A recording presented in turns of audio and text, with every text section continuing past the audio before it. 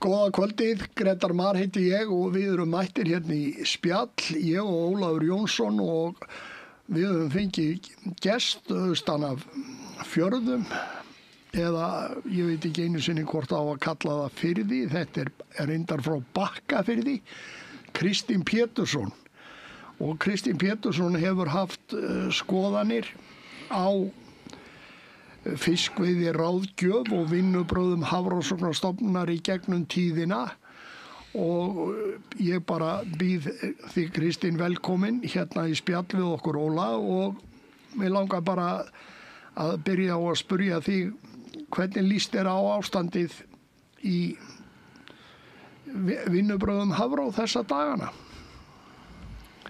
Já, þetta er náttúrulega stór spurning. Já. En ég er búinn að vera, ég var á Alþingi í 4 ár, 89 til 91. Já. Og þá komst ég að því að vera til 2 andstæðar skoðanir í hvaða aðferð þetta beita til að ná betri árangri í fiskveiðar. Önnur skoðun var að hafa sóknina bara töluvert mikla og hinn skoðun að spara veiðina til að fá meira seinna. Já. Og við erum búin að vera að þrjóskast á þessari seinni skoðun að spara veiðina þangað til að fá meira seinna og það hefur oftast með aftur á bak. Eina tilfelli sem þetta tókst það er þegar makríllinn kom á óvænt og stærri þorskurinn fékk töluvert nóg að éta. Það er eina skipti sem þetta hefur tekist, annars hefur þetta aldrei tekist.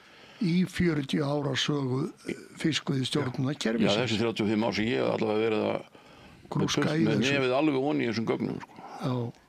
40 ár kvótakerfisins, já. Já, já. Og þetta er bara, það er mjög margt gott fólk á Hafró. Það fer ekki að myndi mála.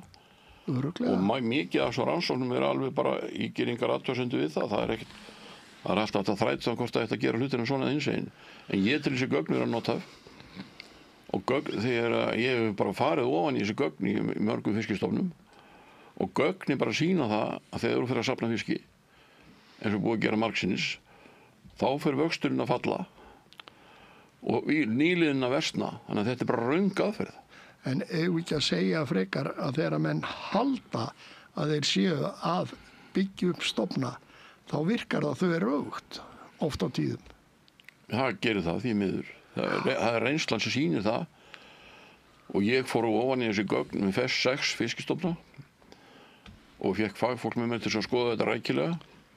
Það var 3 botnlægir stofnar, þorskur, ís og ufsi og 3 stofnar í uppsjávarfiski, lona, síld og kolmunni og þá var ekki neitt makrill komið hérna. Það var bara íslenska síldin og gerði þarna samanburð með gögnum Hafró í 20 ár frá 72 til 92 og niðurstaðan með þessar 6, ég meira sér lét setja 6 fiskistofna samanlagt. Já. Og þá sveiflaði stofnstærðirnar frá því að vera rúmlega 6 milljónir tonna upp í að vera tæpa 12 milljónir tonna á þessu 6 samanlagt. Og þegar þið voru allir stórir, þá var nýliðinin ekki nema hún var eitthvað 150.000 tonn á ári og eða 150 til 200.000 tonn. Síðan minnka allir stofnarnir, allir í einu, það var svo undarlegt. Það var allir minnkuði í einu alveg inn í rúmlega 6 milljónir tonna. Þá stökk nýliðin og þá þrefaldaðist nýliðinin. En leiðu að stofnarnir voru undir minni. Sem segir mér að það er samkeppni milli allra fiskistofna í Fæðihafinu alveg eins og það er í litlum vötnum á Íslandi. Já, en er þetta ekki búið að vera borðleggjandi alltaf í lífríkinu? Já. Þetta er náttúrulega grundvallaratriði í fiskilíffræði. Já. En það er ekki farið eftir því. Nei. Af því að í módelinu sem Hafrannsóknastofnun notar og Alþjóða Hafrannsóknastofnun þá er dánastuðull notaður sem fasti. Þá er gert ráð fyrir því að 18% úr hverjum árgangi deyi árlega og það má ekki ræða það hvort það er allt í lagi sem áætlun fram í tímann. En síðan notar dánastuðullin 18% sem fasta til þess að bakreikna stofnstærðirnar á hverju ári. Já, en og það er bara Er það ekki bara skakt í öllu lífríkinu, hvort sem þú ert að tala um bara grasið og blettinum heima hjá þér eða tréð í garðinum eða hvað sem er ekki alltaf mísjöfn spretta og mísjöfn? Verður að grísja, þú verður að grísja til þess að nýbrumið komist. Ég sagði einhvern tíma við á fundi, prófaði bara að slá 18% ofan að grasinu ári og fáðu rosalega safnaða grasinu okkur ár, hvað verður þetta að gerist. Og þá voru með nægilega reiðir því þetta verið svona heimskuli kenning því að grasi verið dautt á veturna, sögðu þeir. En það er bara ekki dautt nýtt, það vex bara ekki á veturna. Og ef þorskurinn hefur ekki borðað, vex hann ekki heldur á veturna. En þetta er svona í grófum dráttum íkt samlíking, en hún er ekki galin, sko. Nei, ég held bara að það sé í lífríkinu og allt hefur þetta áhrif hvort á annað. Það er bara þannig. En af því þú spurðir hvernig mér finnst þetta í dag, ég sé ný hættumerki í dag. Og hættumerkin eru þau að hafið er að hitna og þegar að hafið hitnar, þá þurfa fiskistofnin kannski helmingi meira að borða. Heldur en þau þurftu áður. Og hvar á að fá allan þann mat? Er hann til? Já. Það er enginn að skoða það. Það er svona grúppur af mönnum að skoða þessir í þorski, þessir í ýsu og þessir að skoða loðnu og þeir eru að skipta þessu á milli sín. En hver er með heildamyndina? Ég hef ekki hitt neitt. Nei. Og ef maður horfir á þessa mynd svona, þá hef ég verið að nota sem samlíkingu af því að ég spila nú eftir eyrun á píanó. Mér líður eins og ég sé út í sal að hlusta á hljómsveit. Og það er hver maður að spila með sínu nefi upp á sinu. Það er hver að spila sitt lag og það er engin sko... Það er engin samspil. Hvernig þetta getur aldrei verið tónlist úr þessu. Nei. En það vantar sem sagt heildaryfirsýnina og heildaryfirsýnin svo að til dæmis með þorskinn vaxtarinn hefur verið að falla síðustu 3 árin. Og það segir mér það að við erum ekki að veiða nóg. Þú hefur engin önnur stjórntæki en að veiða magnið. Og þegar ástandi í hafinu var svipað á núna, það var milli 50 og 60 og að verulegu leyti bara alveg frá 1924 til 1960, hlýskeiðið. Og milli 50 og 60 þá var að veiða hátt í 600.000 tonn á þorski á ári. Og það er nefnilega vantalið þess sem var landað erlendis, því að það var hérna yfirvíkt í því sem var landað erlendis og það var miklu smáfiski sparkað fyrir borð því það var verðlaus á Íslandi á þessum tíma. Þannig að það var verið að veiða pottþétt 600.000 tonn á ári. 3 sinnum meira heldur en gefið út í dag við svipað hitastig og í dag. Þannig að við erum að veiða miklu meira, annars drepum við bara miklu meira af fiski, bæði þorsk og öðrum fiskum. Já. Og náttúrulegu dauðdagi verður miklu hærri. Já, og það er það sem þarf að fara, það sem þarf að endurskoða, það er þessi náttúrulegi dánastuðl, það þarf að breyta það sem kalla árlegt endurmat.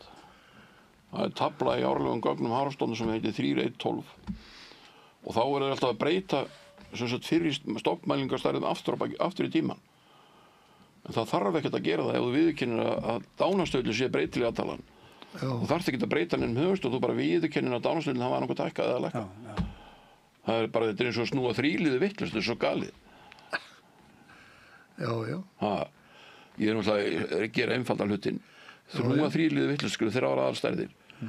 Og það er bara það sem er mikilvægast í fiskeldi, hvað er það? Hvort hann hefur nóg að borða, er það ekki? Það er aldrei skoðað hvort hann er nóg að borða fyrir hann er komin í girðingu. Þá má aðtöða hvað hann mikið að borða. En þetta er nú það sem það er og þess vegna eru nú margir starfandi sjómenn í gegnum tíðina sem standa og segja það hiklaust að það eigi að veiða minna af sérstaklega uppsjávarfiski og loðnu sem er talin vera 40% eða tæplega 40% af fæðu þorskstofnsins og reyndar annar að stofna líka. Þú ert líka að tala um ýsu, ufsa og aðrar tegundir. Já, skoðum bara eina samlíkingu. Það búið að vera að gransa í lundanum í Vestmannaeyjum í mörg ár. Og ég vissi það ekki fyrir bara í vor að það veri 1.100.000 lundar í Vestmannaeyjum. 1.100.000 lundar. Býtu okkur mig við þá ekki við að 10.000, skilur við. Það verið að velta í fyrir sig hvort það getur bjargað eitthvað stofninum. Hvort við veiðum ekki þessa 10.000 eða ekki, það er 0,1%. Nei, 0,01% fyrir það. Það er 0,01%. Já. Og akkur, ég minna að þetta Hvað er náttúrulega dánastöðull í? Já, hjá Lunda, ég veit það ekki. Ég veit bara sjófuglar þurfa að borða. Það er miklu meiri hærri tala heldur en margir halda. Því að það var nú flottur fuglafræðingur sem sagði mig það fyrir 30 árum. Sjófuglar þurfa að borða 30-50% eigin þunga á sólarhring. Hvað er það mikið? Já. 30-50% eigin þunga. Þá er nú í lagi að grísja aðeins. Nei, ég meina þeir þurfa svo mikið að borða að þeir borða ekki smáræði, sko. Nei. Og þetta er hérna, þorskur þarf að borða 2% eigin þunga á sólarhring. Flestir fiskistofnar borða 1-2% af eigin þyngd. Já, þeir geta borða meira að þeir fá vaxaðir hraðar. Já. Þeir gera það þegar aðstæður leyfa. Já. Það búið að gera tilraunir með þetta í Stöðvarfirði og Hafrannsókn gerði það. Þeir gáðu þorskinum að éta og notuðu einhverjar alls konar aðferðir, spiluðu Beethoven fyrir hann og þess að kalli hann til að gefa honum. Og þá kom hann náttúrulega alltaf og læriði fljótt á þetta, eins og öll náttúran læri náttúrulega voða hratt á breytingu í náttúrinni, það er að geta rannsaka það. Heyrðu, það fór upp í það að hann gæti 5 eða 7-faldaði þyngd sína bara á tiltölulega stuttum tíma þegar að gáði hann að éta. Er það ekki sannanir fyrir því að hann vaxi hraðar að hann fær nóg að éta? Jú, ég held að það hljóti bara að vera staðrýnd. Nei, mitt með að við veitum hérna. En svo er náttúrulega eitt, Kristín, sem að er dálítið svakalegt hjá okkur. Nú erum við búin að vera í þessu svokölluðum togararöllum í 40 ár. Og við erum að toga á fyrirfram ákveðnum stöðum ár eftir ár. Ekki með tilliti til tíðafars eða fiskgengdar, ekki eins og skipstjóri eða sjávarfalla, hvort það er stórstreymt eða smástreymt eða annað í þeimtúr. Já. Nei, ég veit að þessu, en sko, ég hef sagt sem svo bara, við höfum ekkert annað þessi gögn úr rallinu og þau eru alveg nothæf og þau sýna það að það verður að geyma meira fiski. Gögnin sem Hafrán kemur með sýna það að þegar stofnarnir eru stórir, allir, þá er nýliðinni verri og líka í hverjum stofn og svo samanlagt. Ég er búin að skoða þetta alveg í þaula. Það þannig að þetta er eiginlega borðleggjandi samkvæmt gögnunum. Svo þegar vaxtarhraðinn fellur, eins og gerist, þegar hann hefur ekki nóg að borða, þá eigum náttúrulega bara að auka veiðar. Því við höfum ekkert annað stjórntæki. Og það er þessi umræða sem þarf að fara fram og það þarf að náttúrulega, menn verða að hætta að pukrast með þessi mál einhverjum húmorskotum, sko. Það þarf bara að koma hreint og beint fram og segja bara, heyrðu, skulum bara ræða málið og svo prófa kannski bara eitthvað svæði að veiða meira þar og sjá hvað gerist. Fer vaxtarhraðinn upp eða ekki. Þetta er ekki eins og, þetta er ekki að hleypa flotanum bara stjórnlaust á öll miðin, ég er ekki að tala um það. Þú getur byrjað að taka einhver svæði og auka sóknina þar, annað með línu og öðru svæði með togi og sjá hvað gerist. Jú, það hafa verið hugmyndir þetta og meðal annars að taka jafnvel og búa til 3-5 ára plan með strandveiðarnar til að sjá hvernig það myndi þróast hringinn í kringu landið. Frábærar upplýsingar sem fengjust það. Já, ég meina, það eru ýmsar hugmyndir í gangi. Magnús Jónsson veðurfræðingur hefur verið með þessa hugmynd. Þetta er mjög snjallt. En þetta hefur ekki fengið neitt hljómgrunn hjá ráðamönnum og alls ekki hjá Hafrannsóknastofnun. Hafrannsókn er náttúrulega partur af þessu hjá Alþjóða Hafrannsóknaráðinu og háskólarnir eru allir með í því líka. Við verðum bara að taka allan pakkan. Og ég ætla bara að fá einhverju með mér núna bara upp í háskóla og ég er bara að gera kröfu það. Ég er búin að vera 35 ára að fylgjast með þessu hverju einasta ári og sett mér rosalega vel onni í þetta.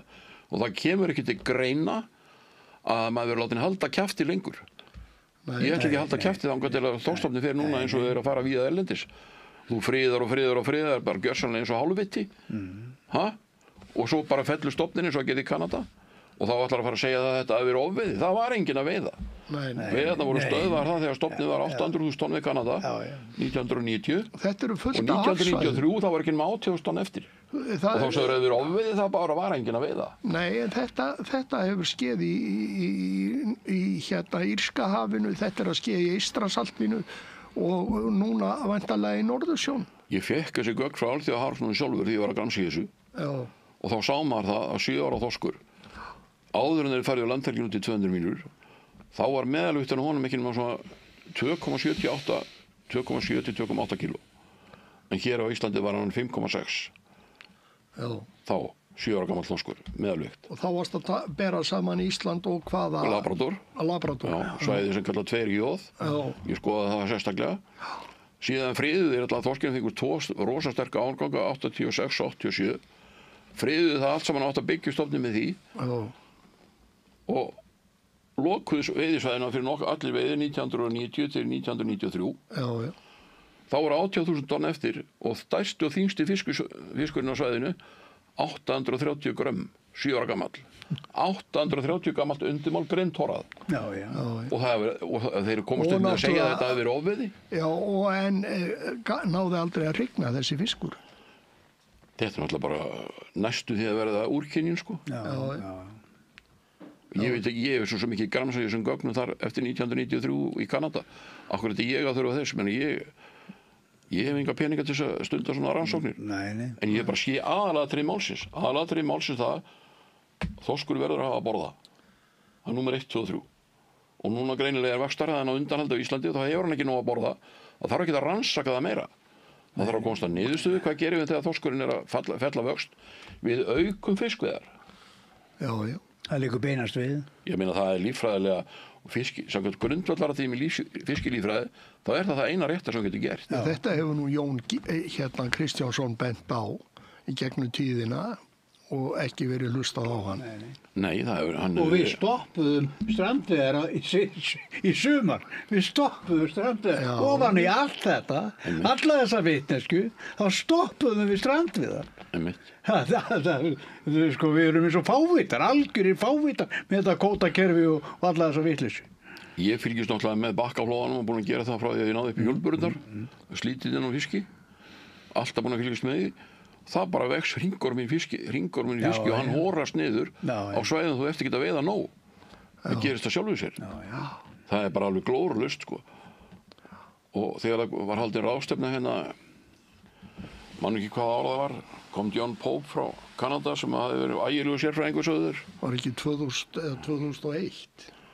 Já, það var einhver ráðstefna sem held út á Hóttisögu og hann var að halda fyrirlestur það að það væri bara engin fiskur sem veitist neinstað nema það sem þeir voru að veiða.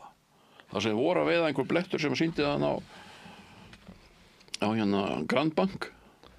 Það sem þeir voru að veiða þar veitist, annars það veitist ekki neitt. Hann skildi ekki sjálfur hvað maður hvað var að segja. Það sem var verið að veiða, þar var fiskur, það varst ekkert að veiða, það var ekki neitt.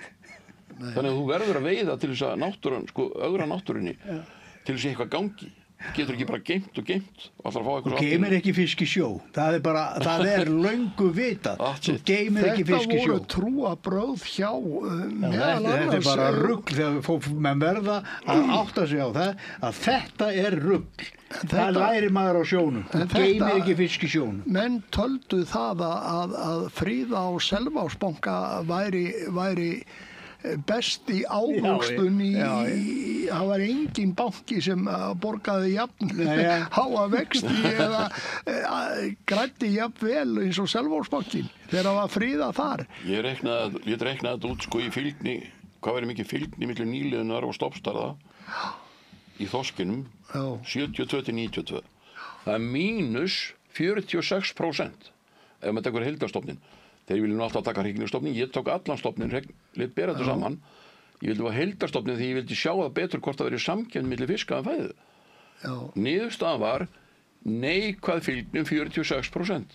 Það er sem sagt ávöxtunna að þessu Selvogsbanka keftaði. Það er að segja að geyma fiskin í sjónum. Það er mínus 46% og það verið ekkert lagast. Og þú varst að tala upplýsingar áðan að það væru bara upplýsingar þar úr þessu togararalli. Sko við erum með risastórt rall. Það eru allir togararnir og allir línubátarnir. Þeir skrifa á hverjum einasta degi niður allan þann fisk sem þeir fá. Þeir skrifa niður veður, þeir skrifa niður straum. Þeir gera þetta allt saman fyrir Hafró. Þeir lesa þetta ekki. Dagbækur. Ég veit það eru veiði dagbækur fylltar út á öllum flotanum. Öllum flotanum, 100 skipa. 100 Því miður það er bara ekki- 1000 skip. Það er náttúrulega ekkert fólk til að vera að standa í svona vitleysu. Það þarf ekki að gera þetta. Nei, Og þeir eru á miðunum, þessi puntar hjá Hafró, þeir eru ekki á miðunum, þeir var bara dreift. Það er verið að toga í þessu, það eru blettir, þar sem aldrei hefur sést fiskur. Og sést aldrei fiskur því að það er ekki fæða þar. Það er norskur fiskifræðingur sem heitir Jens Christian Holst. já, Ég hef viljað að við fengjum hann til Íslands þess að fjalla þessar sjónarmið sem hann er með. Vegna þess að hann var búinn að segja við Alþjóða Hafrannsóknina og þá alla sem hann þá, þetta er mjög flottur fagmaður.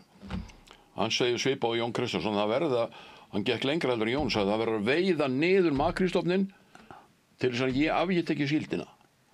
Og það gerðist akkurat svoleiðis í kjölfarið sem hann var búinn að vara við þessu.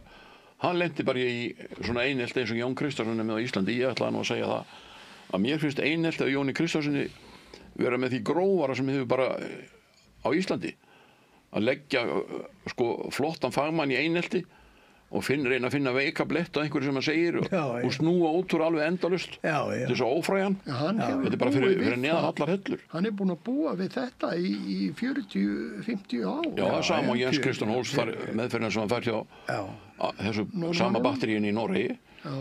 Og þetta eru hérna háskóla elítur sem get ekki komist upp með að ljúga í okkur svona endalust, Já, en þeir... Sorry að segja ljúga, það er bara... Við á meðan að pólitíkusar og stjórnmálaflokkarnir bakka þetta upp óáreitt og spurja aldrei spurninga eitt eða neitt, að þá heldur þetta áfram. En það skal ekki verða lengur, það verður bara tekið á þessu núna.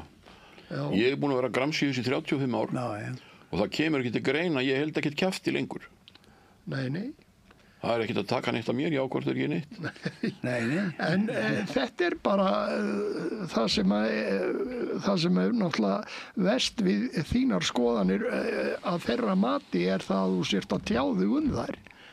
En það er auðvitað það sem þarf. Ég hætti ekki að tjá mig, það er alveg hægt að afskrifa það, Já, en það er það sem þarf að vekja athygli á þessu og fá fólk til aðeins að hugsa þessa hluti.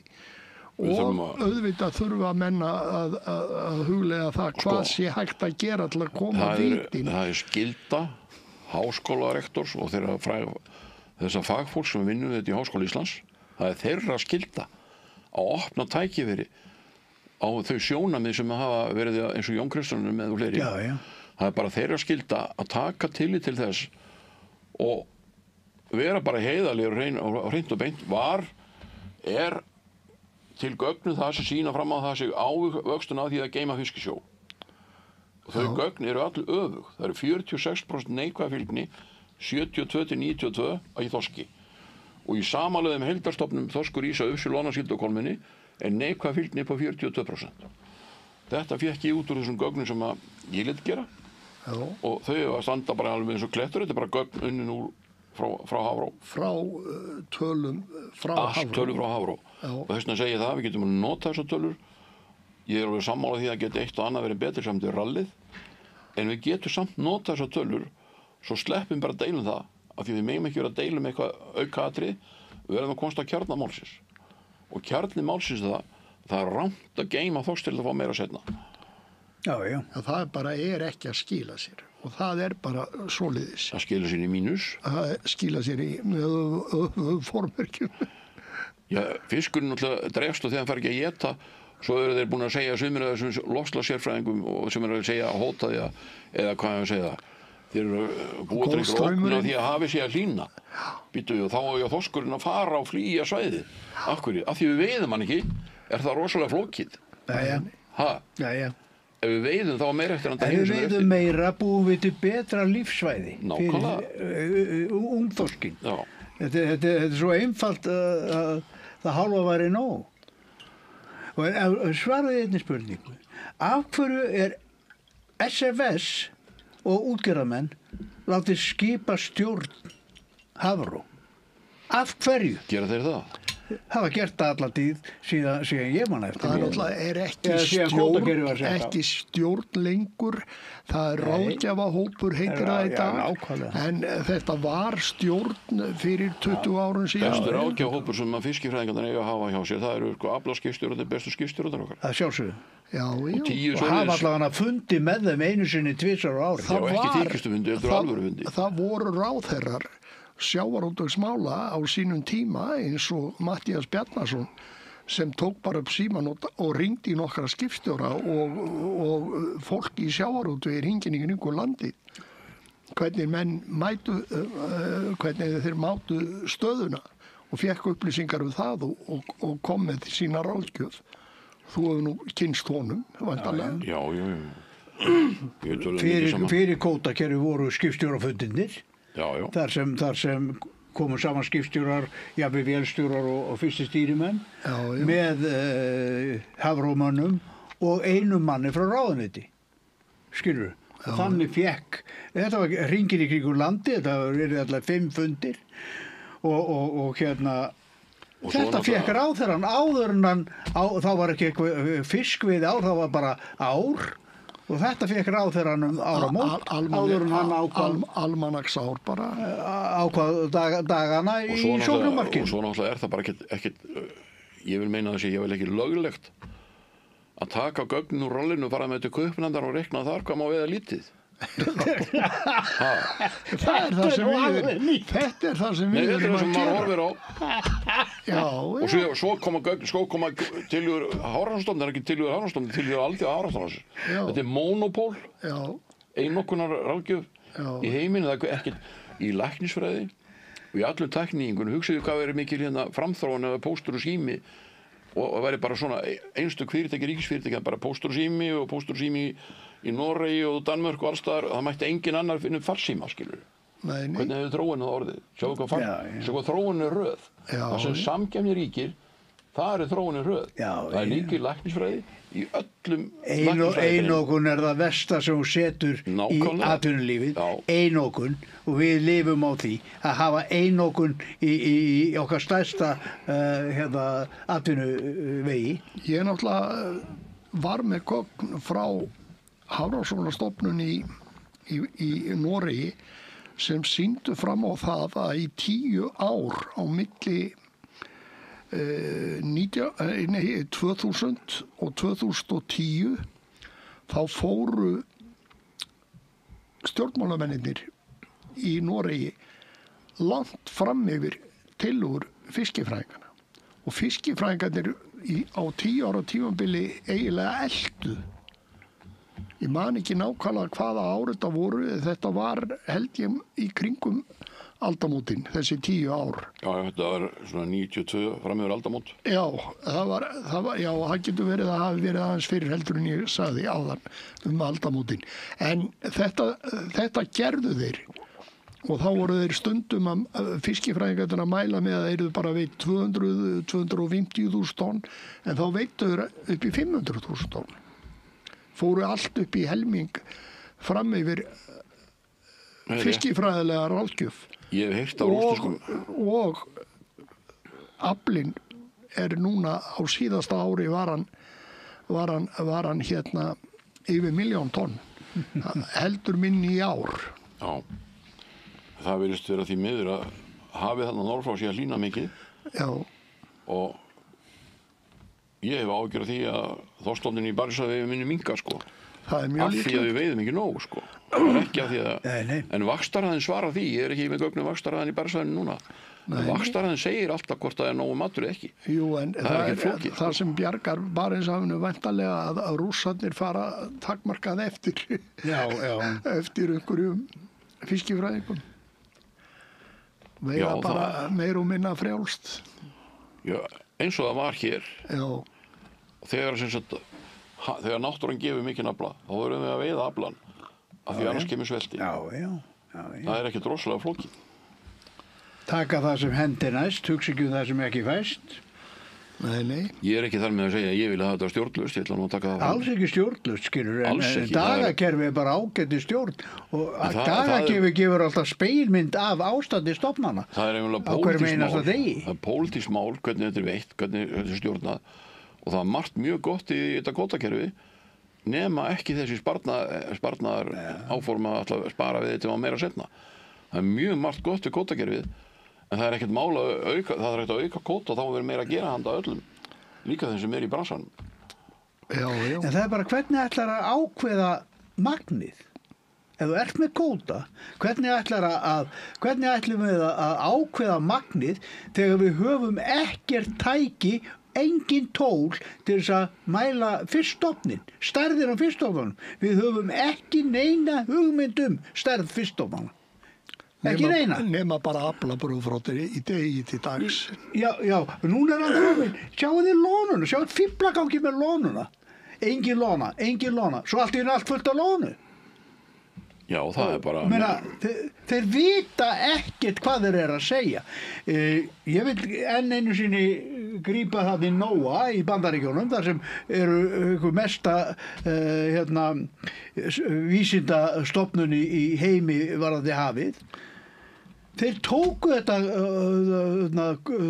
þetta rall og hentu því, sögðu, þetta gefur bara villandi upplýsingar. Þeir hentu því eftir 2 daga. Nei, eftir 2 ár, segi ég. Þeir komu til Seattle, Halldór Ásgrímsson, með sína sendinefnd og hagfræðingarna sem sögðu hvernig þeir getur grætt á öllum fjárfestingunum í sambandi við að veðsetta kvótann og allt það. Og þeir tóku þetta og skoðu þetta. NOAA hendi þessu eftir 2 ár með þessum orðum. Þetta gefur í mestafalli villandi upplýsingar. Þú getur aldrei stjórna fiskveiðum með þessu kerfi. Við höldum upp á þetta kerfi. Við hlustum ekki á sjómennina, við hlustum bara á þetta. Kerfið, sjómenn sögðu strax eftir að kvótakerfið var sett á að togararallið væri ónýtt. Við sögðum það strax, allir. En það er samt þetta að nota þessi gögn, sko. Og það er líka Já, það er akkur ekki nota bara gögnin frá skipstjóra. Það var gert í Rússlandi. Hann heiti Dimitri Golskov sem var hjá Haraldsson í Múrmansk. Já. Sem lit gerfinn að tengja 20 tóra árið 2004. Já. Þegar það var mikil uppsveifla. Já. Hann lit gerfinn að tengja 20 tóra og þá og notaði síðan gögnin til þess að endurreikna stærð Þorsteinsson í Paríshafi. Og þá stækka hann 70%. Og það er okkur þetta sem við hefum þurft að gera hér. Og okkur ekki fá þennan Dimitri Golskov, það lítur við með að fá rússneska fiskifræðing lána þó að sé eitthvað svona styrjaldar ástand þá gert svona mórástand allavega. En ég meina okkur getum við ekki gert þetta. Svo gífurlegar upplýsingar. Þessir menn á eftir fiski, skilur, þeir alltaf á eftir fiski að nóti. Skilur, þeir leita á hann, þeir finna hann. Hafró getur aldrei skaffað þessar upplýsingar. Þessar gífurlegu upplýsingar sem fæst með þessu. Ég vil ekki blanda saman kvótakerfinu og þessum grundvallaratriðum í þessari fiskifræði sem það þarf að endurskoða. Þú mátt náttúrulega ekki gleyma því, Kristín, að það voru ákveðin öfl innan útgerðar sem vildu og þeir voru jafnvel í þeirri að vera lykilstöðu, að vera stjórnarforminn Hafrannsóknastofnunar. Og Óli getur nú sagt sögu af því þegar hann talaði við Brynjólf Bjarnason sem hann hefur nú sagt sem það var stjórnarformaður. En sko máli snýst ekki einhverja þessar persónur. Máli snýst það að við fáum háskóla í lið með okkur og það er komin gervigreind og alls konar tækni. Það er ekki takt að reynda að stundan eitt feluleik mikið lengur, sko. Þetta er bara búið spil þessi feluleikur í kringu það, þessi aðferðfræði, þessi röng. Það er að kjarni málsins snýstu það, er rétt að geyma þorsk til að fá meira setna, eða er það rámt? Ég fullir það að sé rámt og þessi betra veiða meira og við þurfum ekki að vera að blanda kvótakerfinu í það ef fara að breyta einhverju búið til nýtt kerfi út af þessu. Það er bara þvæla. Það borgar sig alls ekki. En þú hefur aldrei stærðin á fiskstofnunum. Hvernig ætlar að ákvarða kvóta fyrir árið þegar þú veist ekki einu sinni fyrir vikuna? Þeir hafa engar upplýsingar. Gömlu aðferðirnar sem var kallað aldursaflaaðferðir, það voru ekkert svo galnar, sko. Nei, en það má alveg nota þessu gögn, sko, það má nota þessar aðferðir. Óli, þú þarft eiginlega að segja þína sögu að því þegar þú áttir samtal við Brynjólf Já, Bjarnason. við vorum, þú manns kannski eftir árórum 92 og 3 þegar að þorskurinn var að koma aftur eftir þessa miklu ládeyðu 90 að hann kom svo skart upp þorskstofninn þá að við vorum grandaskipin með allan hennan karfa og ufsakóta. Við vorum í vandræðum á fjöllunum í Skerjadýpinu að ná að veiða karfa og ufsa af því að það var alltaf meira og minna þorski í trollunum. Við vorum komið langt fram yfir okkar þorskóta og ég fer upp á skrifstofu og hitti, reyndar ekki útgerðarstjóri, ég hitti forstjóran Brynjólf Bjarnason sem var þá stjórnarformaður Hafró og ég sest þetta fyrir framan hann með vandamál okkar, skipstjórana að við komum hvergi áfram fyrir þorski og það verða að leggjast á eitt að auka við þorskstofninn. Óli minn, ég verð að segja það að það er ekki hægt að auka við þorskstofninn. Þeir eru ennþá að deyja. Þarna 90, 91, 92, 93 var verið að fækka útgerðum og kaupa af þeim þorskkótana. Þetta sagði maðurinn mér þarna fyrir framan mig. Hann var stjórna. Akkur hafði hann einhver ráð með þetta? Jú, hann bara sagði Hafró að halda aftur af sér. Ég meira sér trúði einu sinni þetta væri allt rétt sko. Þegar ég byrjaði að þingi 89, þá trúði ég alveg að Hafró var að fara með alveg rétt að. Svo komst ég bara því að það voru til aðra fleiri alveg andstæða kenningar og ég var svo hissa.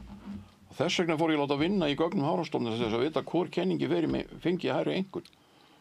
Og kenningi sem notuð og fekk algjör að fallengun. Þessi mínustala sem ég var að tala um áðan. Og ég vil fá að nota þessi gögn til þess að endurmeta þessi fræði.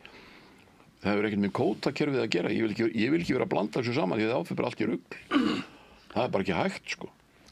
Nei, en þetta er samt, segir ákveðna sögu ef að það hefur verið tilhneiging hjá útgerðarmönnum sem voru handhafar kvótans á þessum árum að halda niður í veiðiheimildum og þar að leiðandi að gera það sem að þú ert að benda á að fríða fisk til þess að fá meira seinna.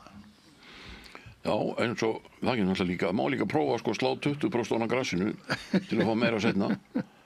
Við vitum allir hvernig það myndi fara. Nei, þannig að það er náttúrulega alltaf íkt samlíking, ég skal taka það fram. En þetta er bara sko, sjáum bara Viktoríuvatnið í Afríku sem var vikinu alltaf sjóndarhingin. Það verið að veiða 1,5 milljón tonna á Viktoríuvatnið og það er dýpst 52 metrar. Það er verið að flytja 400.000 tonna nílakarfa úr þessu vatni og það fyrir mest í Japans og Suður-Kóru og þangað suðrættir. Og það er verið að veiða 1,5 milljón tonna af öllum hinum tegundunum líka sem ég veit ekki hvað heita.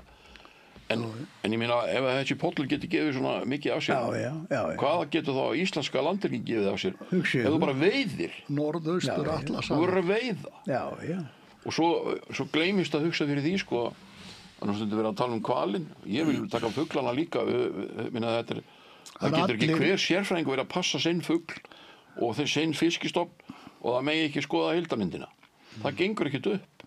Heildarmyndin núna er svo að hafið er að hlýna og það vantar mat í hafið.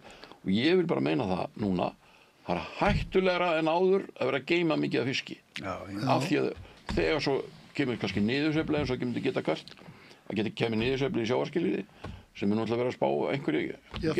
Hún getur komið allt í einu, engin veit það. Það er núna að horast. Nei, það kemur niðursveifla í hitastigin. Já, í hitastigin, já. Þá náttúrulega minnkar fæðan því að verið minni frumframleiðni. Páll Bergþórsson. Og þá fara allir að tauga því þorskstofninn eins og aðri fiskstofa, hvað gera þeir að vanta mat? Þeir tvístar sér leita mat, þá miklu verið að finna þá. Og það er ekkert verið að horfa á eitthvað svona atriði. Fiskistofnar tvístar sér út um allt, eins og til dæmis loðnan, ef maturinn er búinn sem loðnan að borða. Þeir koma kannski þeir eru rannsaka á haustin og það lítur vel út og segja þetta lítur ágætlega út. Svo fara þeir í janúar og þá finna þeir ekki neitt. Af hverju? að því það er búin tvísir út alltaf að leta að geta. Kannski. Já. Akkur ekki. Það er bara eðlileg viðbrögð að vanta mat. Hvert fer ljósátan og annað, önnur fæða. Já, hvert fyrir sandsíli í Vestmannaeyjum þeir búið að geta það. Já. Þeir með sér dottið við að fara að rannsaka hvað sé að hjá sandsílinu. Já. Heyrðu, ef það eru 1.000.000 lundar í geta sandsíli og svo er búið að friða litlu fiskana og litlu ísundar og garkóluna allt saman hitt. Hvað okkur á að vera mikið eftir að sandsíli ef það er búið að geta það? Já. Hvað er það að hjá sandsílinu? Mér finnst þetta rosalega fyndið. Að rannsaka hvað sé að hjá sandsílinu er búið að geta það. Já. Og þetta er allt hvað ég var að segja, fæðukerfið í hafinu og alls þar. Ég heldur verðum að byrja þarna með fæðuna og svo sjávarhitinn meiri núna. Og þá eigum við bara að veiða, ef það var óvægt að veiða 600.000 tonna ári á þorski, ég er ekki að segja við eigum að byrja á því að veiða það á morgun, sko. En við verðum að skoða söguna, ef það væri allt í lagi að veiða 600.000 tonn milli 1950 og 1960, af hverju hefði ekki óvægt að veiða kannski hækka þetta úr 200.000 tonn yfir 300.000 tonn, sko bara. Ég hefði talið það að það væri engin áhætta. Ég held að þetta sé bara, við verðum en bara... það myndi hjálpa bara íslensku þjóðinni verulega. Ja, það virðist ekki skipta neinu máli að það væri hægt að auka hér útflutningsverðmæti. Það skiptir engu máli lengur. Það er bara nákvæmlega sem okkur vantar núna í dag. Já, nákvæmlega. Það er vandrað að ná saman fjárlögun og vandrað einhverjar milljarða. 15 milljarðar. Þeir eru bara út í hafi, bara sækja á. Það er bara að sækja á. Og þá koma skattar og gjöld og alls konar, allt á fulla ferð. Sveitafélögin. Og fjárlagatir lokast til sjálfu sér. Já. Veiðigjöldin hækka og ýmislegt. Gefur til bóta fyrir þjóðfélagið. Það er nú erfitt ég man alveg hvernig umræðinu sem veiðigjöld byrjaði. Já. Það er vill nú gjarnan gleyma, sko. Það voru fiskihagfræðingar sem voru með formúluna.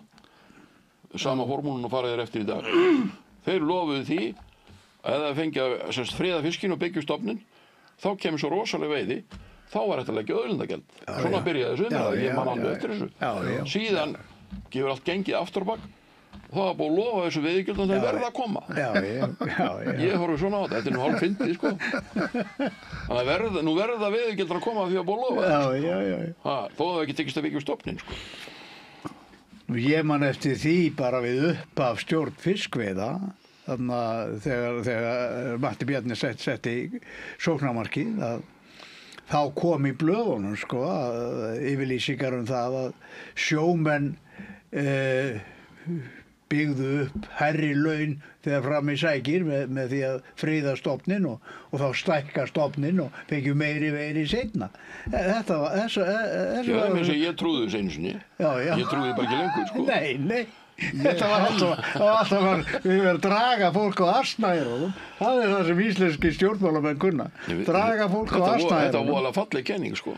Þetta leit vel út og það voru fullt af fólki sem trúði þessu að þetta yrði svona.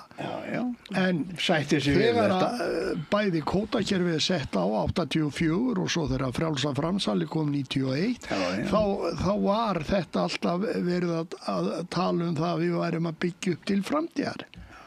En það hefur bara ekki orðið af þessari framtíð og það hefur engin starfandi sjómaður í síðustu 40 árin séð þennan árangur verða. Ekki neinn. Ég vil fara ofan í gögnin frá þeim síðustu aldamót þegar týndu 600.000 tonna þorski. Það átti að byggja stofninn og stofninn var 1.031.000 tonn árið 1999 og átti að fara í 1150.000 tonn 2002. Svo fóru þeir á sjó og mældu í rallinu 2001 og þá fundust ekki nema 577.000 tonn. Á 2 árum týndu þeir 600.000 tonnum og það var alltaf, og svo reiknuðu þetta að vera ofmat. Það er nákvæmlega sama villan og ofveiði. Þetta er bara villa. Í staðinn fyrir að ef þeir hefðu notað dánastöðlinn þá hefur dánastöðlinn þessi 2 ár átti 40% í staðinn fyrir 18%. Og ég búinn að svona gróðreikna þetta, sko. Ef að dánastöðlinn á ári kannski 30, 50, 40%, eins og þegar það kemur svona hraun í stofni, þá það ekkert annað.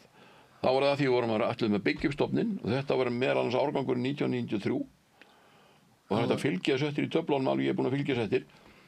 sérstaklega hvað þetta er rosalega sterkur árgangur. Já. Síðan var þessi árgangur sem átti upp rækjuna fyrir Norrlandi. Það var rosalega stór kökkur á þorski út á Vestfjarðamiðum, sko 97 og 98. Og svo fer þessi þorskur á norður fyrir land og kláraði að geta upp rækjustofninn. Það er mest árgangurinn 1993. Ég er búinn að læra alltaf utan að. Heyrðu, síðan getur hann upp rækjustofninn, svo kemur hár og svo hefur hann ekki nóg að geta og hann drefst.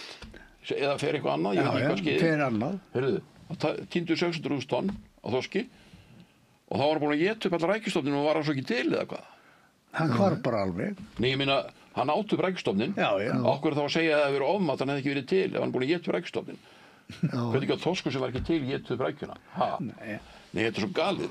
Og þetta spilar inn í allar tegundir. Allar tegundir? Þetta er nefnilega hugmyndafræðin sem var þegar við vorum að tala fjölstofna rannsóknir á sínum tíma. Var auðvitað ekki alvitlaus þó að hafi aldrei verið hægt að nýta það. Ég bjóð til þessi gögn úr 6 fiskistofnum og kallaði fjölstofna skoðun. Þá voru þeir alltaf að tala fjölstofna rannsóknir. Þeir voru bara með öll gögnin í 12 hjá sig, það þurfti ekki að rannsókn. Þeir þurfti bara að setja öll gögnin, leggja bara gögnin saman og sjá hvað myndi gerast. Og eins og ég er að segja, þegar stofnarnir urðu sko 12 milljónir tonna, tæpar, allir saman, þessi 6, og lækkuðu svo niður í rétt rúma 6 milljónir tonna með helming, þá stökk nýliðin upp, hún þrefaldaðist á 2 árum. Og þá kom rosalega mikið inn á ungfiski, þá byggðu stofninn upp aftur og nýliðin fór niður aftur. Það var ekki veitt? Já, það var ekki veitt, já. Nákvæmlega. Það er svona. Það hefði hægt að gera eitthvað, þú getur náttúrulega ekki bjargað öllu með því að veiða eins og Drussland dreifur, skilur, það getur samt komið fæðiskortur. Já. En þetta er nú það sem meðal annars Jón Kristjánsson hefur verið að halda fram. Já, hann á bara, þetta er eitthvað grófasta einelti sem ég hef séð í Íslandssögunni, eineltið á honum. Já. Þetta eru meiri viðbjóður heldur en einelti á Sölva Helgasyni hérna fyrir löngu síðan, af því að það listamaður. Öldum áður. Ég minna sko, Jens Christian Holst í Noregi, hann er með sömu aðvaranir, hann var búinn að segja það til dæmis að ef það er ekki passað upp á að láta, ef að makristofninu verið látið stækka og kolmunnastofnin líka og stækka, þá er þið vandamál hjá laxinum. Og núna í sömur voru að koma laxar sem er svo litlir undir 50 cm undirmál að laxi sem átt að vera miklu stærri. Og fáir. Og hvað segir það? Það segir það að laxin hefur ekki fengið að borða það. Það segir mér það, þetta er ekki flókið. Nei. Það er meiri sjávarhiti og þá eiga fiskarnir að vaxa hraðar. En ef þeir fá ekki að borða það, þá náttúrulega bara minnka þeir. Eða vaxa ekki eins og þeir átt að gera. Kannski minnka ekki fyrir en þeir fá ekkert að borða það. Nei.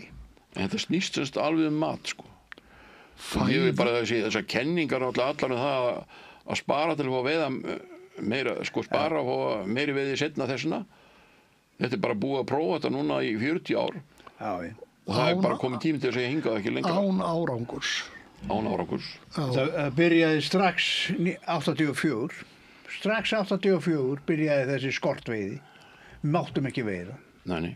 Og svo bara kom það ár eftir ár og svo rundið 87, vorið 87, þá horfðum við á stofninn hverfa niður í Skerjadýpið, átu bara grjót, hvarf úr höndunum á bara niður kantinn og við töpuðum honum þarna 450 föðumum, þar töpuðum við honum, sáum hann aldrei meir, ekki inn á Íslandsmiðum. Kannski var þetta fiskurinn sem var í smugunni, ég veit það ekki. Skilur? Hann flakkar alltaf milli svæða, sko. Já, hann fyrir það. Hann yfirgaf þetta svæði. Það var alveg hreina línu. Við sjáum það bara allt í einu þegar hann kemur út á hrygginn fyrir vestan Reykjanesgrunið. Þá förum að sjá þetta grjót í maðanum á. Og svo bara eltum við hann niður. Það var engin fiskur eftir uppi. Það voru allur þessi mikli stóri stofn, hvar var allur í djúpi. Ég sá núna bara á Facebook að það var verið að sýna fram á þorsk með grjót í maðanum. Já, nákvæmlega. Þannig að hann veit hvað hann er að gera. Hann veit alveg að þetta hefur einhver tilgang. Já, það gengur nú illa að telja rjúpurnar þó að við séum á alltaf þurru landi, sko. Já. En það þarf bersýnilega ný og önnur vinnubrögð og aðrar nálgun á hlutina heldurum við höfum verið að gera. Nákvæmlega, Og 100%. við eigum að læra á þessum mistökum sem við höfum gert í 40 ár frá því að við settum þetta kvótakerfi á og við eigum að læra af mistökum fyrri ára. Ég held að það sé alveg bara, mér finnst verið að það sem þarf að gera, það þarf að fara sem sagt yfir þessi gögn sem eru til, það eru til þessi gögn, öll til. Já. Það líka til gögn sem áttur að vinna úr merkingar á þorski þegar Jón Jónsson merkti fullt á þorski Já. sem sýna það að þorskur í Íslandi er staðbundin. Og þau gögn, það er bara, hefur ekki verið bara sýnd en þessi gögn eru öll til. Já. Og þorskurinn á Íslandi hann er miklu meira staðbundin en þetta er búið að viðurkenna. Og minna, þessi gögn, þetta er ein hlið á málinu sem er algjörlega órædd en þessi gögn eru til að þegar Jón Jónsson merkti fiski hérna milli 50 og 60 alveg rosalega magn. Það er ekki búið að vinna úr gögnunum. Nei, Vinnum það úr gögnunum. Já, já. en svo er annað að það eru búnar að tekna DNA sýni úr fiski og það eru mörg afbrigði af þorskstofni Já, það. og það er sennilega tengt þessu sem að við erum að tala um að það séu staðbundi fiskar og staðbundir við þekkjum náttúrulega bara, við töluðum grænlending hérna á árum áður Einmitt.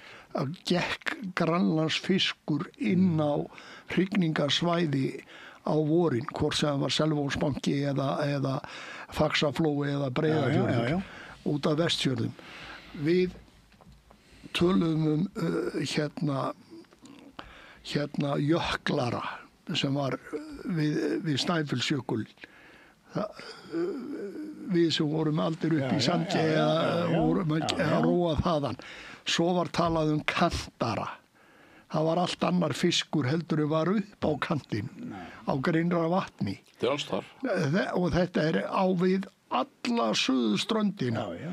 Alveg austur úr, langt austur fyrir Hornafjörð. Þetta er alls þar. Þetta er alls þar og Og ef að þorskstofninn er staðbundin sem ég til að það sé miklu meira eldur en hann er ekkert algjörlega, svo blandast það eitthvað líka, Já. þá er ekkert rétt að vera að selja kvótan út úr suður, austur og vestur. Það er kolvitlaust að taka, En sko við verum að taka mið af staðrendum. að taka en ekki kvóta úr einhverju Grímsey rosalegri og vitleysu. láta veiðan í Vestmannaeyjum eða Grindavík er alls ekki rétt. Ég sá þetta greinilega í karfanum, fjöllunum, Já, alveg greinilega. Það voru vissir stofnar bara jafnvel á hólum, bara einum hól var alltaf. nákvæmlega. Ég trúi þessu því ég er nefnilega séð, það var svo skrítið bara í bakkaflóðanum. Þú keyrir bara 20 mínútur á trillu Já. á annan hól heldur en þú varst á Já. og fyrir allt öðruvísi þorsk. Já, Og alltaf sama útlitið á honum já, sko á hverju ári Já. á þessum stað. já. Hann er sama lúkkið, hann er öðruvísi. Það kemur alltaf þarna. Þessi þetta er fjölskylda, eða hvað þið verið kallað, hún kemur alltaf þarna. Já, það er eins og gæsirnar fara hérna erlendis og koma aftur á sömu þúðunar aftur. Já, Og krían líka. verpa á sömu stöðum. Krían líka, þetta er bara náttúran. Lundir. þetta bara lærði ég Já, það. þetta Meina, er það eru sömu margir tónleikar. hólar þarna og alls konar hérna, afbrigði af hérna, lífríki í skerjadýpinu, fjöllunum og yfir á Eldeyjabakkann. Ég fullir þetta. Það eru vissar svona. Ég vil fá að taka það fram. Ég hef ekki engan áhuga á einhverjum byltingum í samtöku stjórnum fiskveiða, engan. Það er ekki það sem þarf að, við þurfum ekki að Það er fara út fram af á fyrir okkur með sig eitthvað svoleiðis. þitt vandamál, bara ef þú Nei, hefur það er ekki. það er bara ekki sniðugt að vera að rífast um allt í einu, bæði sem pólitík og fiskifræði og fiskveiðistjórn og allt og þá er þetta bara allt komið í stóran graut og helling og allir að rífast. Það er alveg rétt, en þetta er auðvitað sér kapituli það sem heitir vinnubröð Hafrannsóknastofnunar. Hvaða Það er ekki bara leikreglur vinnubröð Hafrannsóknastofnunar, þetta er bara þetta fag og háskólarnir eru bara flæktir í það líka, tökum það bara með og alþjóða Hafrannsóknaráðið, þú breytir ekki neinu í þessu nema þú fáir þetta fólk með þér. Þetta fólk verður bara að koma, verður að gera svo hlusta á okkur og ég ætla bara að fara upp í háskóla, allt í lagi að segja það, ég ætla bara að fara að upp yfir og segja við þetta fólk, nú bara leggum við spilin að borðið hvað er rétt og hvað er ekki rétt að því sem hefur verið sagt. Já. Það er ekki rétt að borgi sig að geyma fisk í sjónum, hvað gerum við þá? Þið verðum bara að bera ábyrgð á því sem þið eru búin að segja og það stenst ekki og nú verður þið bara að taka þátt í okkur hvernig aðlögum ykkur af þessum staðrendum. Það eru nýjar staðrendir, hafið þeirra að hlýna, vaxtarhæð þorskar að falla, hvað ætlar að gera? En það eru ekki fiskifræðingar útskrifaðar úr Háskóla Íslands.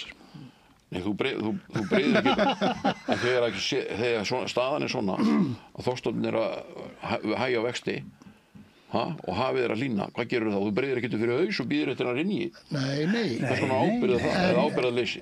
Þeir munu örugglega benda á það að þetta sé verkefni fiskifræðinga sem best til þekkja lífríki í hafinu. Já, þetta er bara samstarf.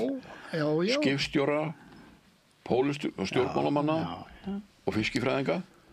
Hlusta á staðreyndir. Fiskifræði sjómanna hefur aldrei fengið upp á pallborð í neinni umræðu á Íslandi síðan 1977 eða 8. Við þurfum meiri líffræðilega fiskveiðistjórn og minni starffræðilega. Og það er það sem það þarf að gera. Þetta er ekki tölvuleikir en þetta er það sem er búið að vera hjá okkur. Þetta er búin að vera tölvuleikir í helvíti mörg ár. Á vissan hátt má segja þessi rétt, já. Þetta er bara tölvuleikur sem gengur ekki upp. Já, fyrir svo þetta það. En strákar, þetta er nú að verða gott hjá okkur. Kristín, hvað ætlar að fara upp í háskóla og lesa yfir þeim? Nei, ég ætla ekki að gera það. Ég ætla að reyna að fá það í lið með okkur. Já. Og ég er búin að vera gramsis í 35 ár og það hefur nokkur atriði sem ég vil fá rætt. Og ég ætla bara ekki að láta bjóða mér að lengur eða að fá ekki að ræða það, skilur. Já. Og hvernig ég fer að því, það er ekki neitt góður herfóringi sem að gefur það út hvað hann ætla að gera, sko. Ekki áður en að fyrir í orustuna. En það er annað mála því að vera að tala stríð og svona og líka þetta kannski skoðan ágreiningur. Það var góður maður sem sagði það. Stærstu sigrarnir í orustunum sem aldrei hafa verið haldnar. Það er örugglega rétt. Og það þýðir að það þarf að finna málamiðlun á þessu og tala saman. Og þeir sem kom í veg fyrir orustur vinna náttúrulega stærstu sigrana. Það vil ég minna. Það er það sem við þurfum að gera. Og ég get ekki séðan að ég vil nú bara vera jákvæður og trúa því að fólk upp í háskóla og fiskifræðingar og þeir vilji bara finna einhvern sameiginlega farveg þetta mál. Og skipstjóri verða að fá að koma að því. Þegar þú ert búin að halda fram einhverju til margar ára og þarf þá að viðurkenna það að það sem þú hefur haldið sé rangt, þá er viðbúið að þú verðir dálítið erfiður viðuregnari og þrjóskur. Sko, samkeppni, eins og ég var að tala áðan vísindin og farsíman og fleira, samkeppni er mesti drifkraftur framþróunar sem til í heiminum. Það er margbúið að sanna það. Þess vegna vantar samkeppni í þessu sambandi við túlkun gagna Hafrannsóknastofnunar og taka inn sjónarmið eins og þennan hjá Jóni Kristjánssyni og Tuma Tómasinni og fleiri flottum mönnum. Ég hef verið með fullt af mönnum sem hafa komið hérna og einmitt verið að byggja á gögnum frá Hafrannsóknastofnun og verið að tala út frá þeim. Eins og Björn Ólafsson sem benti okkur á að hann var búinn að taka saman hvað var búið að veiða mikla loðnu og Íslandsmiðum. 35 milljón tonn á 50 árum síðan við byrjuðum að veiða loðnu. Og þetta, og hafði ýmsar skoðanir á því hvernig við ættum að gera og hafa okkur í sambandi við stjórnun á veiðum. Ég skoðaði líka loðnustofninn. Já. Og besti árangurinn í loðnu var þegar stofninn var minnstur. Það var besti árangurinn. Já, mesta nýliðunin. Mesta nýliðunin. Já. Þá kom mesta unglóðnu. Og það er það sem er fæða fyrir þorsk og þegar hann er að vaksa upp og svona. Þannig að það er ekkert gagn í að spara loðnu við alveg onni grjót, sko. Það er bara rugl, sko. Nei, en hún er náttúrulega verður alltaf að fæðu fyrir aðra fiska. Já, en ef þú geymir mikið á þorsk þá er nýliðunin léleg. Áttu þá að gera það? Já, en þú ert kannski að skapa þorskinum meira og betra lífibröð ef það fær nóg að loðna að lifa. Ég vil frekka þann kost að fá fleiri litla loðnur. Hún ekki beint að lifa, hún drefst eftir hrygningunum. Já, en þá eru aðrar krabbategundir sem éta hana og annað þess áttar. Það eitt af grundvallar lögmálum í fiskilíffræði að drepast megnið af öllum fiski drefst eftir hrygningu. Ef þess að þorskurinn fær að éta hann leið að hann er búinn að hrygna, þá kemur hann kannski aftur og hrygnir. En hann kemur ekki aftur og aftur endilega. En það er ekki þorskur, einhverju fiskifræðingar sögðu mér að þorskur að meðaltali hringdi ekki nema 2,2 sinnum, sko. Nú það passar. Já. Að meðaltali. Að meðaltali, já. Og það þýðir það. Hann var nú að éta, nota benni. Já, að einhverjir hrygna kannski 3-4 sinnum, en margir hrygna aldrei. Já, þetta er nefnilega líffræðilega. Það vantar svona líffræðilega grundvallaratriði inn í þessa stjórnun. Og þá verður náttúrulega líffræðilega staðrendir að ráða ferðinni en ekki einhverju geðþótta vitleysu, sko. Já, það er alveg rétt. En, strákar, þetta spjall er búið að vera ágætt á margan hátt hjá okkur og þínar skoðanir hafa komið fram og vonandi heldur þú áfram að tala fyrir þínum skoðunum og ná einhverjum árangri að vekja athygli manna á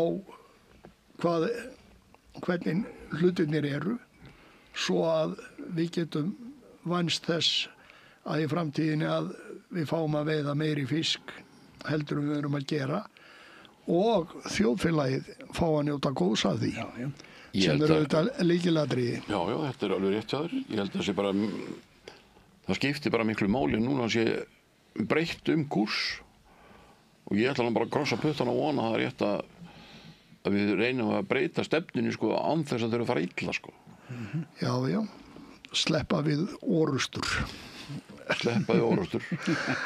En ég ætla að þakka Laufey Ólafsdóttir fyrir að senda hennar þátt út hjá okkur og ég þakka ykkur Ólafi og Kristni fyrir að vera í þessu spjalli með mér og ég vona að einhverjir séu fróðari og skilji betur hvað er verið að fjalla og hvernig staðreyndir eru og kannski mættu líffræðingar blanda sér betur í spjallið og umræðuna. Takk fyrir mig.